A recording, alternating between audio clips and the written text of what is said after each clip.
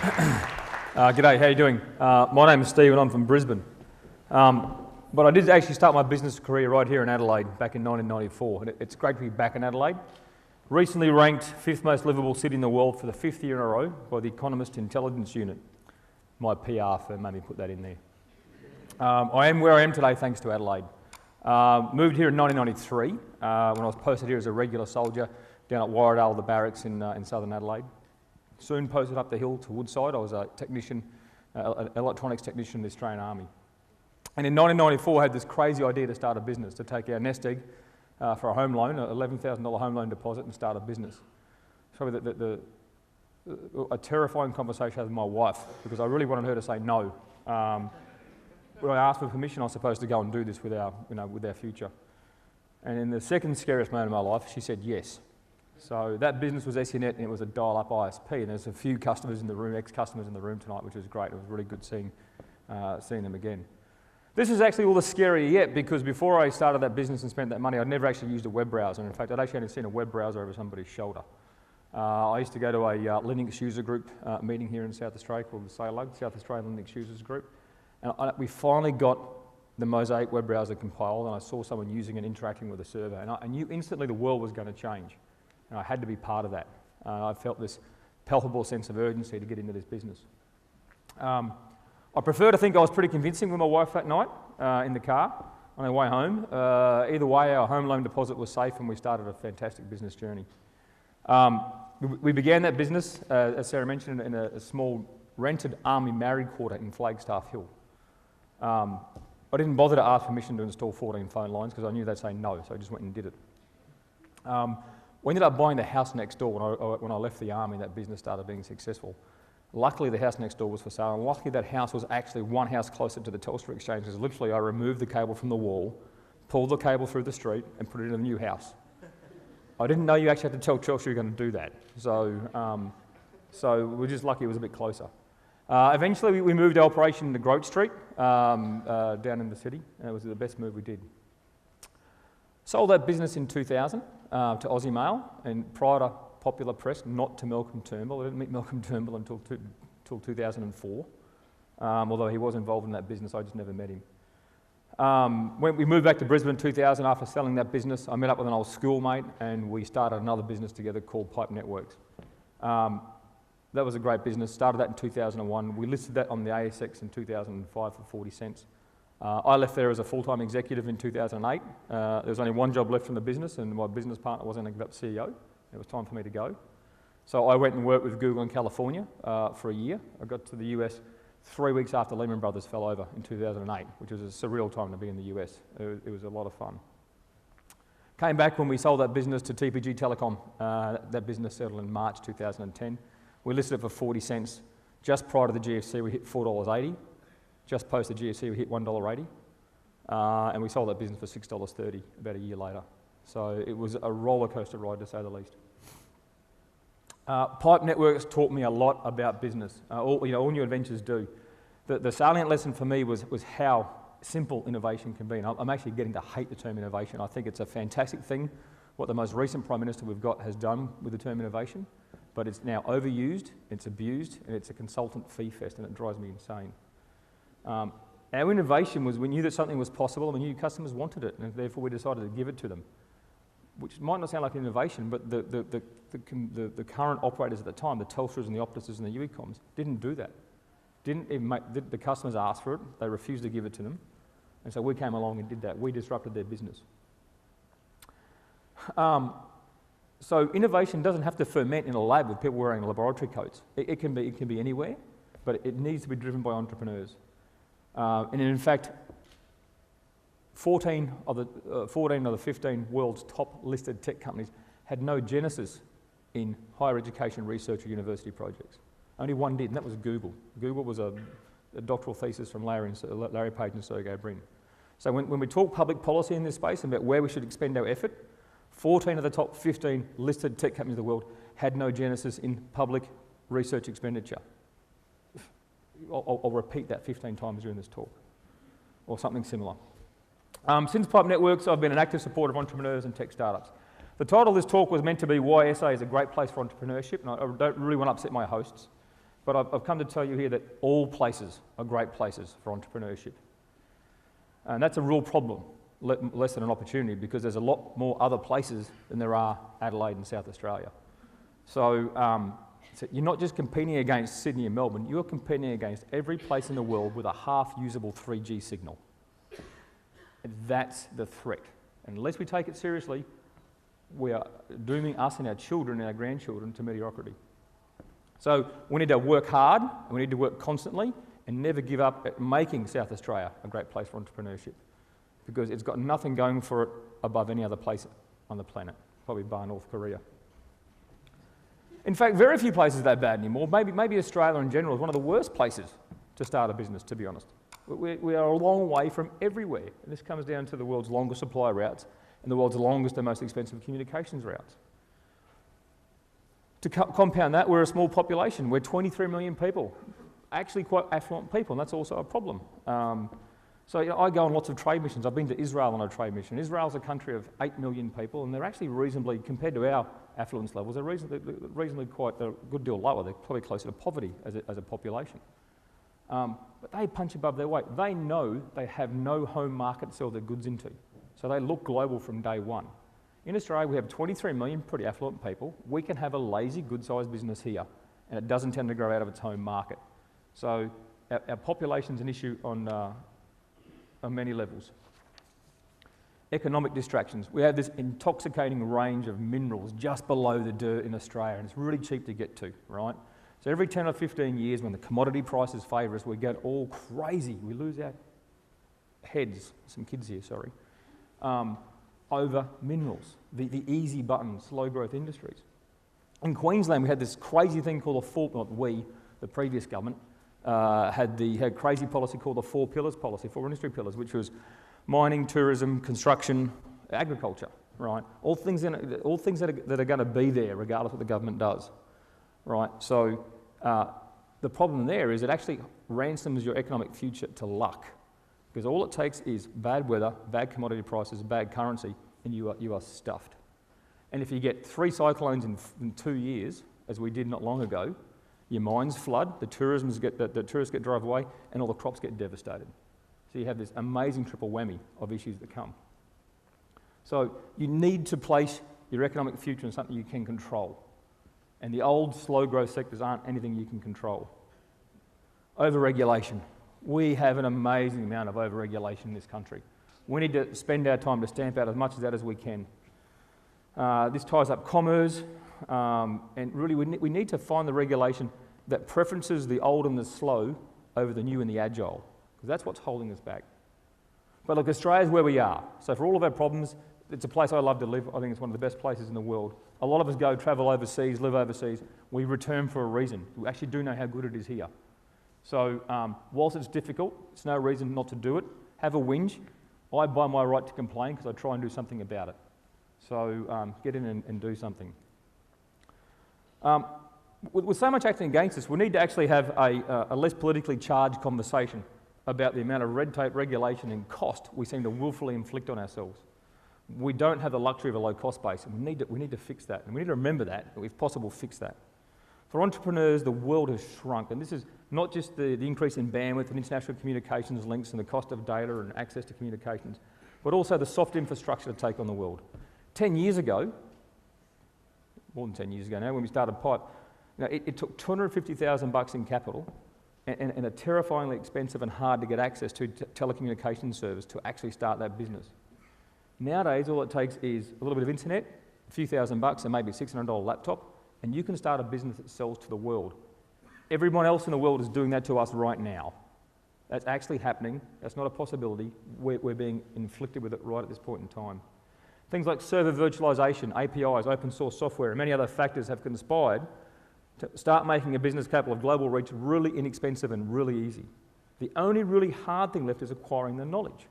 Very few people go into business knowing it all. You're either a very good techie, you're a really good business person, or a good generalist, whatever it might be, you don't know it all. When I started SENet, I didn't know software. People accused me of being a technical person because I was an electronics technician. My job in the army was to fix compasses and binoculars. Compasses, the things that point north, for us that don't a lot of the time, weirdly. So I went out and bought these things called, for the young people, things called books. We used to learn from them. They were made from dead trees. And I taught myself software, or the software required anyway.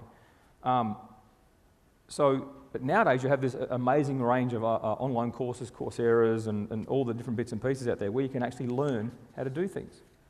So right now there are people not just in Adelaide, but also in San Francisco, Tel Aviv, Vietnam, Bulgaria, Argentina, and probably everywhere else that has effective access to telecoms that are building businesses. They are coming for us. They want to provide us with an easy way to conduct commerce, a conversation, a taxi ride, food delivery. Who cares? We as consumers want to use that. We will use that. The network allows us to do that. We just want them here in Australia, employing people here, paying tax here, and their investors paying capital gains tax here. That's the end goal of what we're after. Entrepreneurs, as far as I'm concerned, need the right stuff. I call it mongrel, entrepreneurial mongrel. It's not just about having a will and desire to build something, then having the grit to power through, to go through the ups and downs to get to the end point. I mentioned before how easy it is in a capital sense to actually start a business. You don't need as much capital as you used to have to.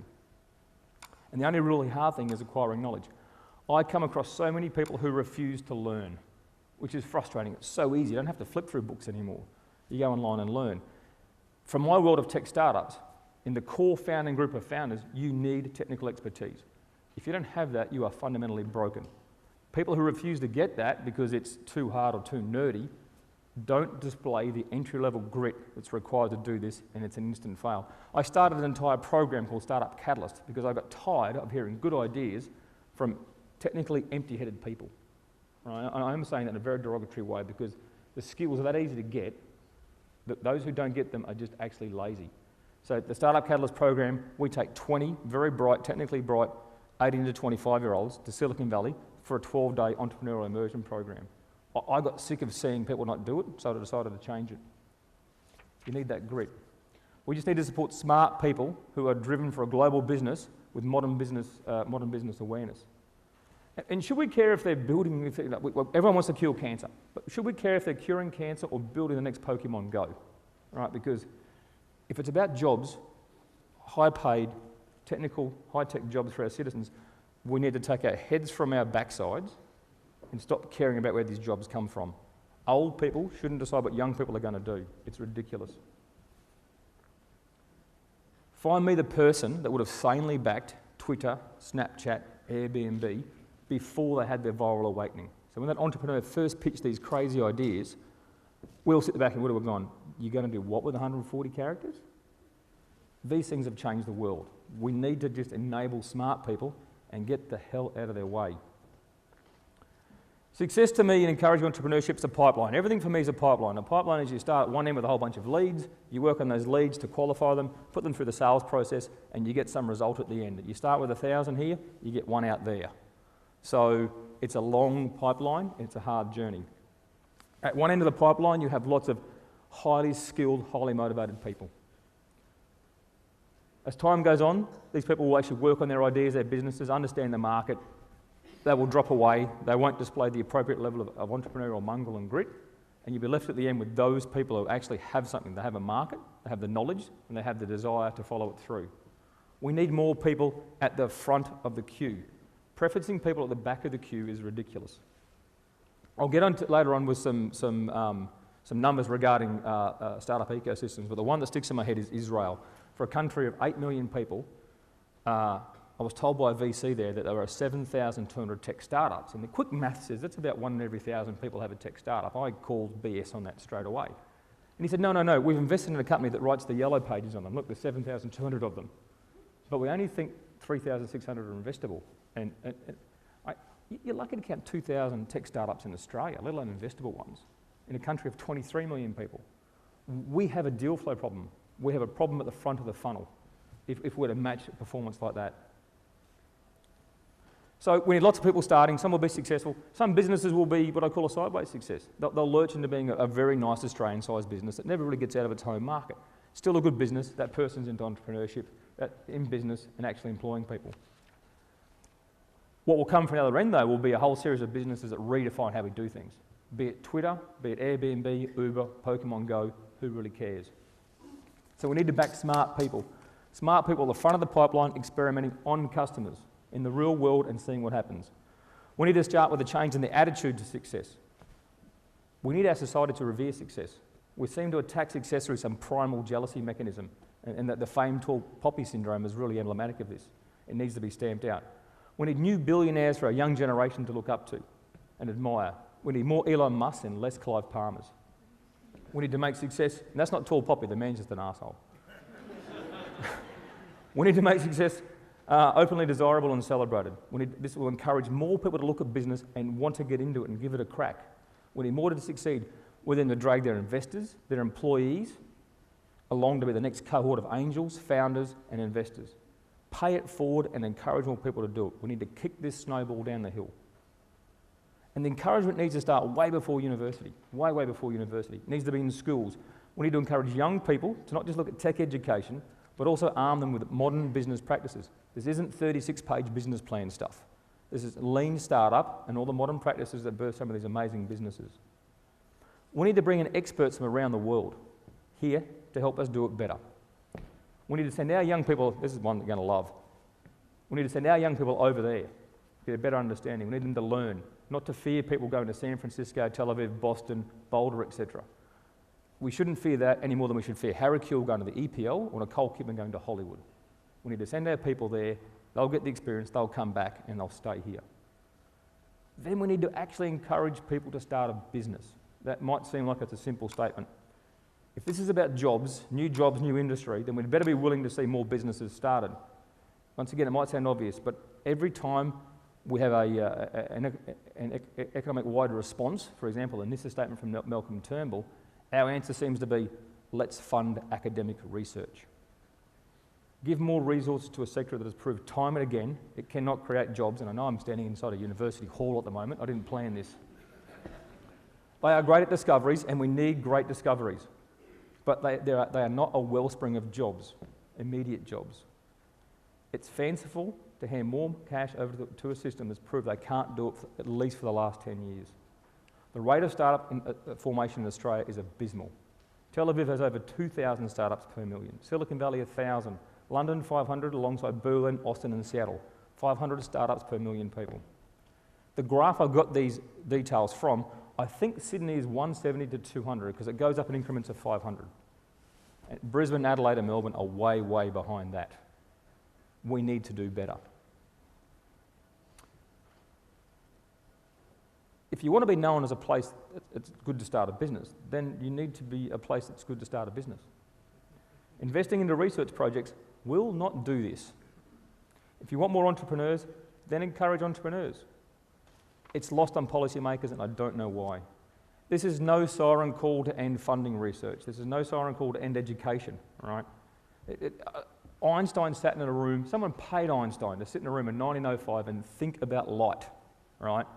And so much that it wouldn't be possible unless he did that. See, we're talking GPS, we're talking obviously all the atomic research. We need to do that. We need to just remove the idea that spending money on academics will actually lead to a wellspring of jobs, because it doesn't. We've actually empirically proved this time and time again, but every time we do something, we give them more money because we think it'll be different. It's like abused spouse syndrome. We need to separate the two. If you want people to get jobs, start jobs.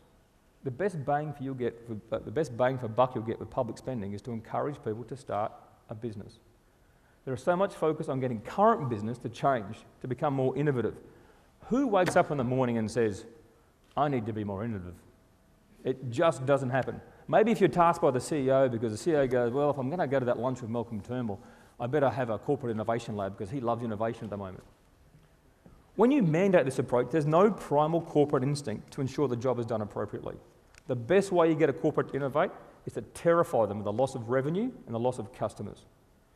And the best way to do that is have a smaller, more agile startup encouraged to take that business.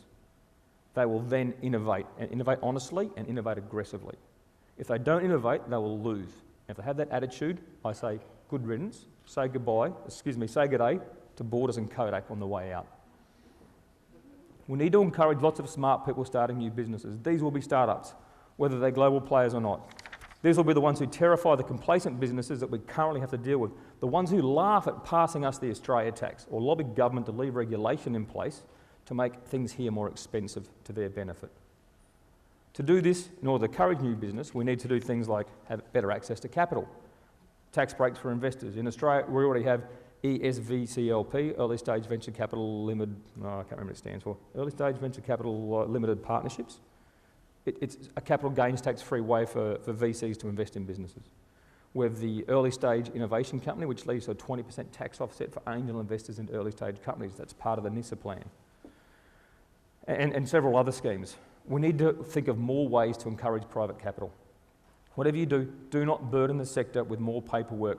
Do not burden the people you're trying to help with more paperwork and regulation. It's ridiculous. Use the current systems. Right now, the federal government under NISA has defined this thing called an ESIC, an early stage innovation company. It's got a whole bunch of rules around it, less than 3 years old. You must look and smell like something innovative. You have to have so much than less revenue and so much than less expenses.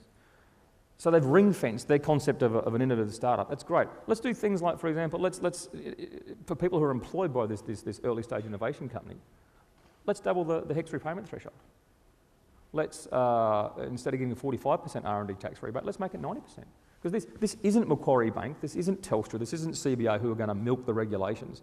This is something we actually want to concentrate on and work on. This is something that will be good for the economy. We need to do market reform. You know, it's really hard to sell into a market where the established players have tipped the regulatory field in their favour. The taxi industry learnt this can be assaulted and won.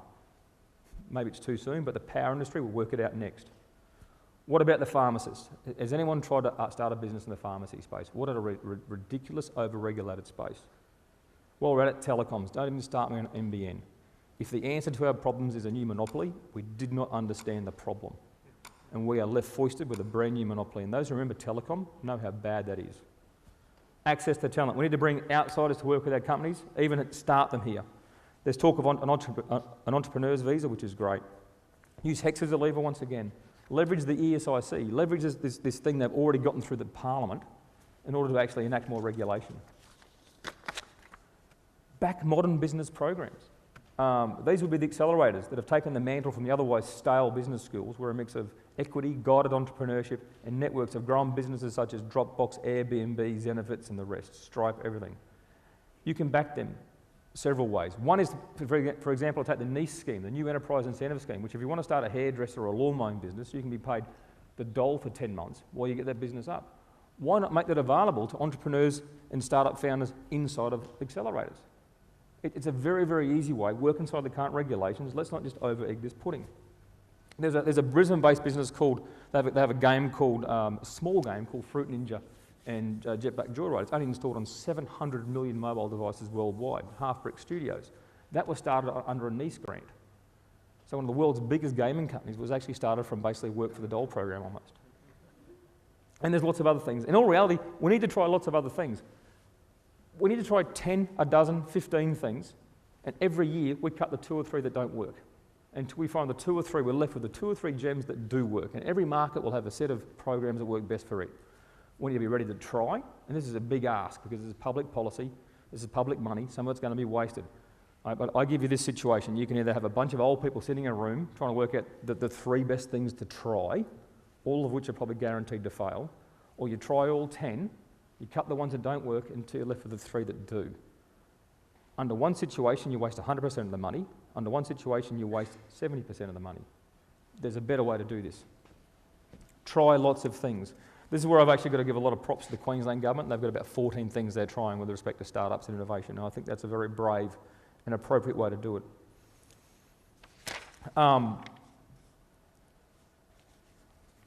If we want jobs, we should encourage people to start new businesses. How is it easier to start a business in South Australia?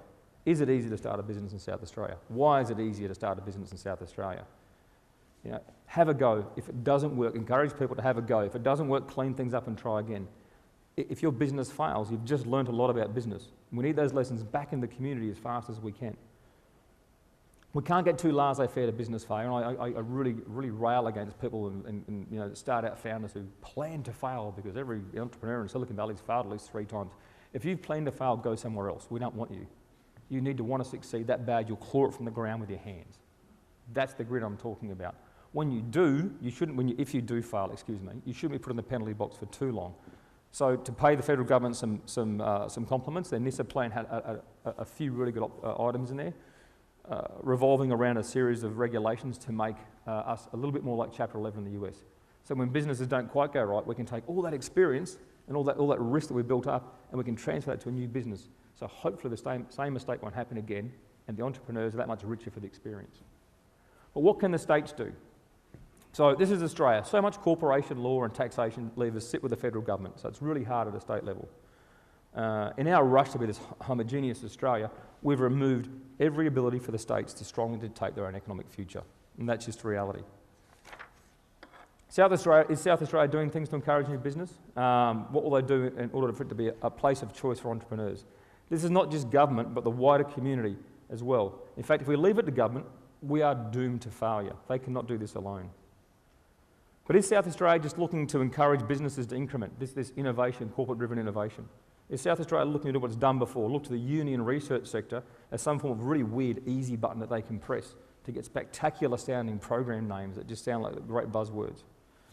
We don't want that again. If you want to have a new business, then start a new business. Do not expect government-funded university and research institutes to do this. They will do what it takes for them to get more money from government with little or no respect for the economic good that it does for the community. Encourage people, this is the theme, encourage people to start a new business. We have woeful rates of startup formation in Australia. And the two cities I have the most affection for, Brisbane and Adelaide, in that order, are far down the list compared to Sydney and Melbourne. What are you doing to see more people start a business? What we need to do is skills, lots of skills. I often joke that I didn't finish high school, and it's actually true. I left at year 11 and served as a regular soldier from the age of 15. That's now illegal, thankfully, mind you, right? Because what's worse than enlisting a 15-year-old is getting him to sign a 9-year contract when he's 15 years old. It's a tough course of action, though, and I wouldn't recommend that. Anyone planning to get into business, I would say find yourself the best skills and education you possibly can. But if you don't manage to go through the appropriate course in life when you're young, you can go online and acquire those skills. So if you need the skills, don't be lazy, go out and get them. Because it's first aid, it starts with you. First aid is about self-aid. If you don't have the skills to get yourself into business, you can go and get them yourself. Don't complain someone else didn't give them to you. We need to ensure we have lots of highly skilled young people. Young people, you're getting a theme here, highly skilled, there's a theme. Because they're the feedstock for modern business. We need lots of them trying really, really crazy stuff. And let them try. Don't have a committee of old people telling them it won't work. Because the truth is most of it won't. The real gold is that some do. We need lots of people trying really crazy stuff. I mean, Twitter crazy, Snapchat crazy, Angry Birds crazy, PayPal crazy, whatever. PayPal was crazy in the day. Elon Musk was nuts apparently for trying it. So, you know, we just can't emphasise enough that they need freedom to try. They may not seem crazy now, but it's only because they worked. Back when they were started, the guys were nuts. Everyone thinks you're batshit crazy, when you start. I say bring on the bats. Give them the programs that will impart modern business philosophy. That's not 36-page business school stuff. The world moves too fast for that. Go out and get accelerators to set up in South Australia. Bring in experienced mentors, I don't mean to insult anyone, not local lawyers and accountants, and then seed them deep into the community. Stanford University runs 145 different entrepreneurial courses. That's just a large incubator with dorm rooms. We have nothing like that. There's nothing else like that in the world. We need to sort of aspire to things like that. Investment. Support investors. Co-investment funds, networking events. Bring in external investors. Have an investment summit in the Barossa or Clare or both. You know, that'd be fantastic. I'd come to that. Make it a global feature event. Workplace. We need ever more flexible work environments. We are an expensive nation to do business in. That's a given. Thankfully, the tech startup space hasn't gone down the ruinous route of other workplaces with respect to EBAs and similar that sap productivity. It's really important we compete in the world's most fierce and near immediate open market. We all know how easy it is to employ a freelancer in some low-wage destination. So when we make our wages higher, just remember that. That's our wages and conditions and costs in general. Remember that. There's people out there who will work for a lot less than us doing very similar things. Regulations, my favourite. We need to look at the regulations we have in place to prevent the consumer from choosing. None of these prohibitions work for the taxi industry. In fact, the Uber assault on the taxi industry I found quite frustrating. It was the largest brute force assault on the legal system I've ever seen in my life, but it actually worked. Next up should be pharmacies and power companies. I mean, where I come from, we refuse to sell our power assets. And the power industry is about to face this incredible hit from Moore's law between photovoltaic and batteries. And so the fact the Queensland government won't sell these ageing assets is frustrating. But that'll happen. That'll happen, as in it'll lead to an economic issue. And the biggest problem there is when this Moore's law transformation does occur, and everyone all of a sudden has 40 kilowatts of solar panels on the roof and 20 kilowatts of batteries in the garage that probably fit into a container like that. The power industries will cry murder, and we'll have structural adjustment packages, and we'll be forced to pay for the redundancies of all these power workers. We all saw this coming. Financial regulations. The federal government's talking about a fintech sandbox, for example. Now, if you want a fintech sector, I'm not too sure Adelaide does, make it easier for smaller firms to bypass and comply with regulations. I've just recently gotten access to an AFSL, an Australian Financial Services Licence. You can tell because I'm missing large parts of my hair. There's a reason that's hard. The reason it's hard is because the financial sector has a really bad habit of ripping people off. So that's unfortunate. So there's regulation in place for a reason. Make it easy, if you want to encourage that space, for people to apply for those licences, not to go through the hassle, or to go through less hassle. Telecoms. I don't think we can fix telecoms in Australia, but with respect to the NBN debate, I'll say one thing, that recently in the last sort of 18 months, the government actually passed regulations that prevented TPG Telecom from building private fixed line infrastructure. So it didn't compete with NBN. So we have the government now, who is a monopoly owner, preventing private operators from building cheaper infrastructure. If you like NBN, I'd say please go and research it better, because when you do, you won't like it. Attitude. We need a better attitude. We need to pay it forward. Professionals need to help, and much of the time that means getting out of the way. 4 or 5 times a year, I'll hear stories about startups that are being killed by professionals. Some well-meaning, some not so. Or in that they've been left with large consultancy bills, what otherwise they thought was free advice. And many times angel investors out there will do deals with startups that are that bad, it prevents them from getting future investment. There are some really horrible things done to startups out there. There's money to be made from startups, but if you gouge them at the front end, you will kill them. It's 100% guaranteed. Make money at the back end of startups, not the front end of startups. Help them get to the point where you can build this billion-dollar firm for your fees. But until they get to be worth something substantial, just know that anything you do will probably kill them. The sector needs to be led by people with previous success in business. Experience counts. We need those that have done, not those that can just teach. And we can't rest. Nokia, Motorola, BlackBerry, iPhone, Android is a rough chronological guide to the mobile phone universe. In the space of 20 years, there have been many leaders. Some got complacent. One in particular who doesn't care for its users. They're still going, and that's Apple. So can South Australia do all of this? Of course it can, but it's got no unique features that make it stand out. Very few places do. We all need to run hard at the prize because the prize is worth achieving. Does government need to do it all? They are doing a lot. I often praise the Queensland government for advanced Queensland because they're trying lots of different things to see what works. There is no silver bullet here. We need the silver machine gun belt instead. We need to try lots and lots of things. Government should step in at times when the market fails, and I believe in most places in Australia, probably maybe except parts of Sydney, this is a market failure situation.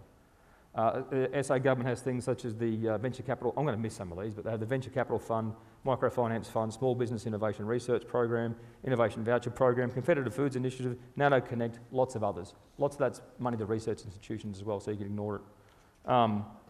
Also, they've shown support for Hub Adelaide, which is great, Innovise, South Start Conference, eChallenge, Venture Catalyst, and a bunch of other stuff. So things are being tried. We need to continue to work to make sure they're well targeted at entrepreneurs, creating businesses. Entrepreneurs will use innovation. Innovation doesn't find entrepreneurs. Entrepreneurs find innovation.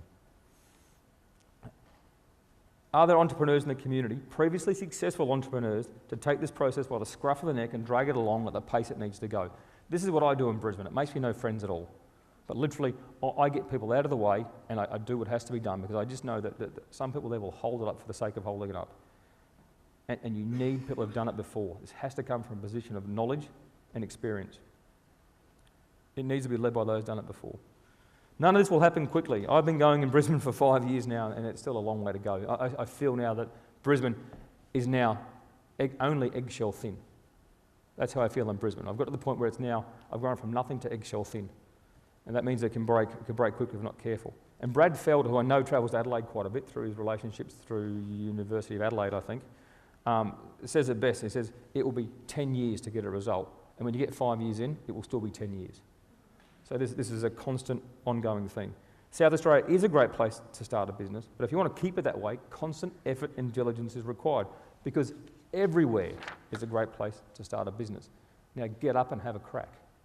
Thank you. I think I'm going to take some questions, I think, at this point. Thank you, Steve. We'll take questions from the floor. We only have one microphone, though, so I'm going to hand it down to Jeremy and he'll do the running for me.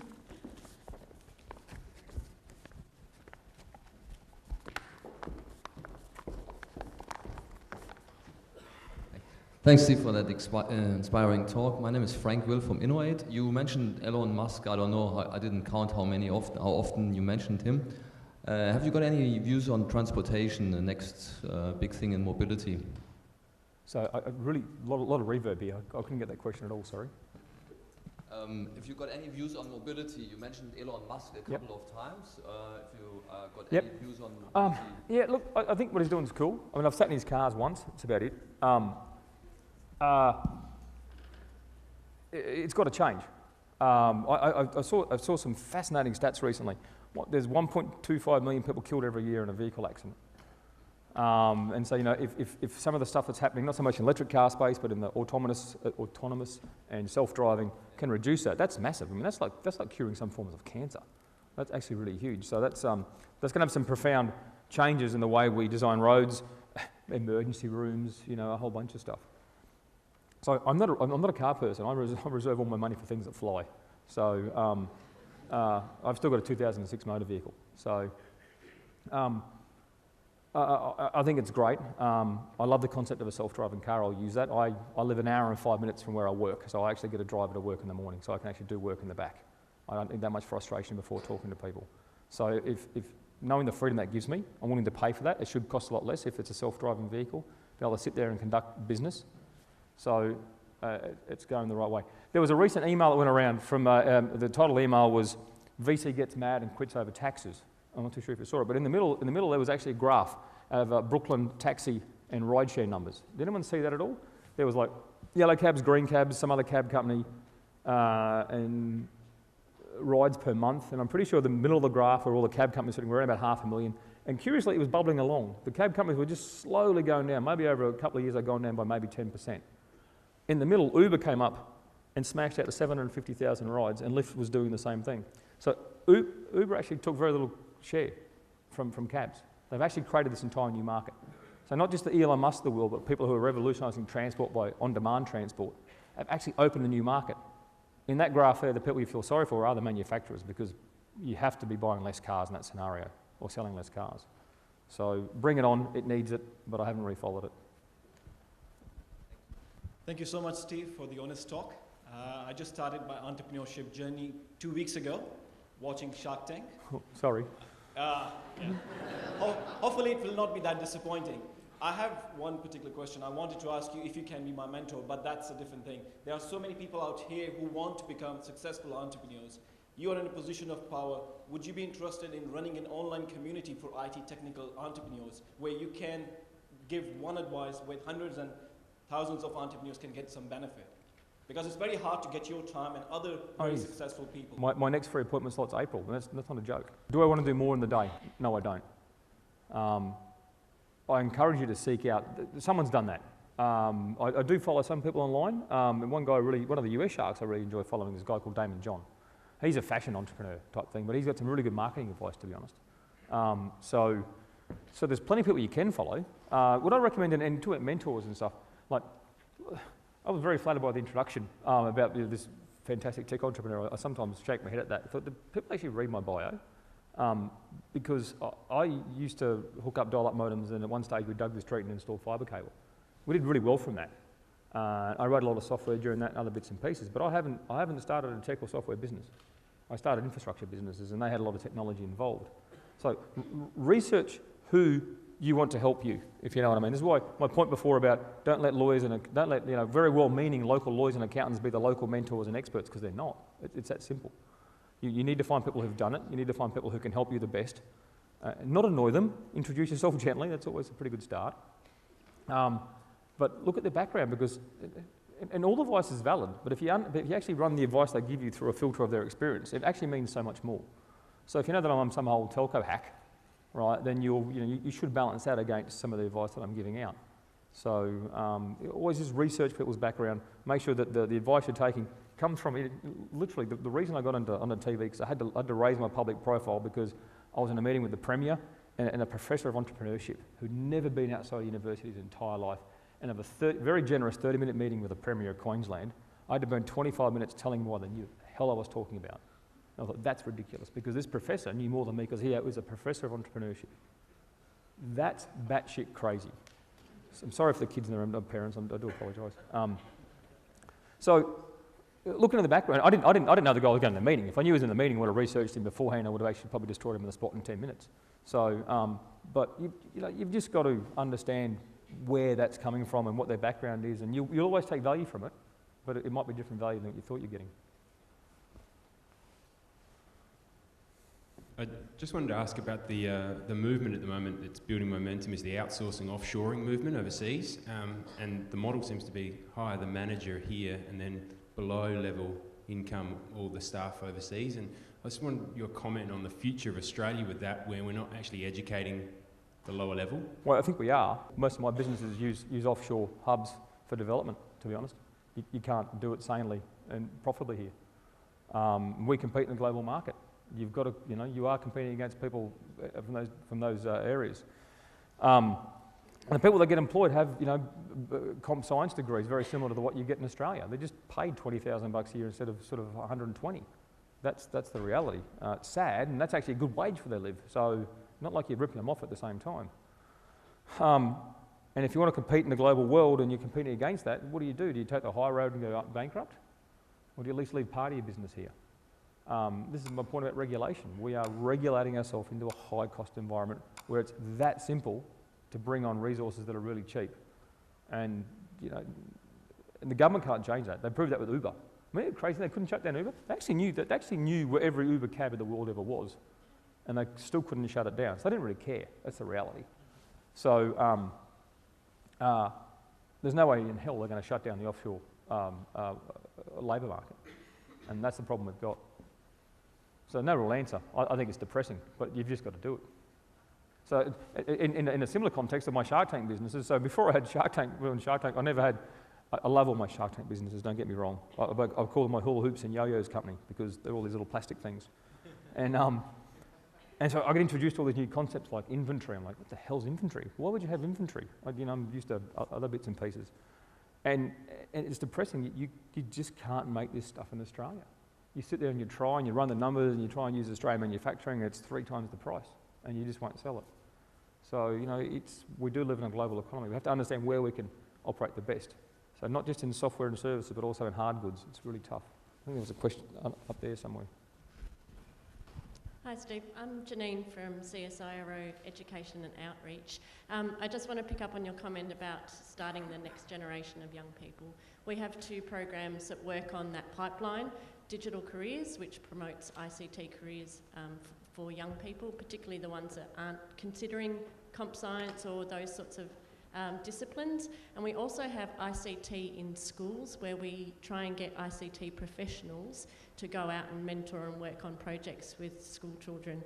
Both of those have huge gaps, and I know that there are a number of schools registered across Australia that are calling out or have registered for ICT professionals to come to their schools and work with their children. Also with code clubs, that all of them that I've seen in Western Australia, they're all screaming out for mentors and for professionals to give back. How do we make the connections between that giving back and breeding up that next generation of entrepreneurs and inventors and crazy batshit kids, batshit crazy kids? Thanks. Great question. I've gone to, there's an effort in Queensland, pretty sure started by Brisbane City Council. I don't get along with Brisbane City Council that well, but this is a really good program called Coda Dojo. It's a global program as well. We've worked with CSIRO and Liz Jankowski from CSIRO as well on her Dice Kids, I think it's called. So, and I've actually gone along and mentored some of the Coda Dojo ones as well, which before I was on TV was easy, and after that it just got a little bit silly, to be honest, because the point was lost. You've got to do it. You've got to encourage people to get out and do it if you care about this. And if you've got something that can help and contribute to the community. I mean, when I was young, my mum and dad were in the Lions and Rotary clubs. That's what that people did. But I think those clubs probably have a more ageing membership now. So, but I think you have to give back to your community. And if you have if you care about this and you have an ICT skill, go and do that. I mean, it's great. It's actually really good watching what some of those kids, and scary what those kids can do as well. I don't know why people don't. I quite enjoy it. I do a lot of work in the community. So yeah, I encourage everyone to do it. I agree, more should do it. Aside from talking about it, I've got no idea how to encourage it. We've got time for one more question. Hi, how you doing, Steve? Just wanted to ask you, what do you think the future of iBeacon technology and big data for SMBs? I missed the first part.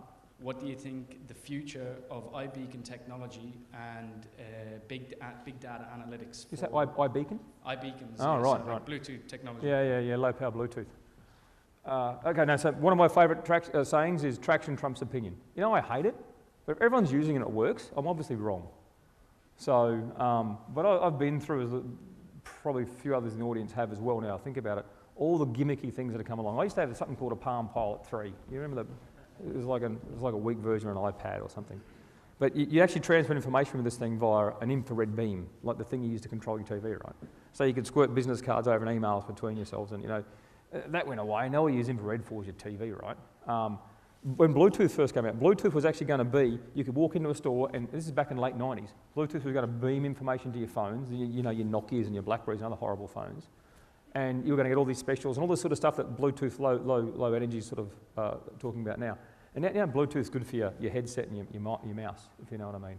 QR codes another one. You can over-purpose technology to the point where it's useless. QR codes were actually devised by Toyota to shuttle parts around a manufacturing plant in Northern Carolina. And now we use them for the craziest stuff. Your credit card tap and go things. I'm seeing those things in sports stadiums in the back of chairs. You can supposedly order drinks. So you know so the person you're ordering a drink from knows which chair you're at. They're still not allowed to bring you a drink to your chair. So, we can over-purpose technology. I don't like Bluetooth. I don't like iBeacons for that. That and also they drain your phone. There's a registration issue. And also, if the answer to your problem is an app, do you really understand what you're trying to do? And they rely on apps. Big data is overused. So I've been a few times to a company called Cloudera, and these are the guys who do Hadoop and all the really big data instances. And they freely admit that 95% of the services they sell to people don't need big data installations. So big data is this buzzword. They're pushing all this non-big data stuff into big data installations. And they make good money from it. They don't really care. But they know that their customers don't need it. What was the last one? Oh, there you go. I don't like them either. How's that?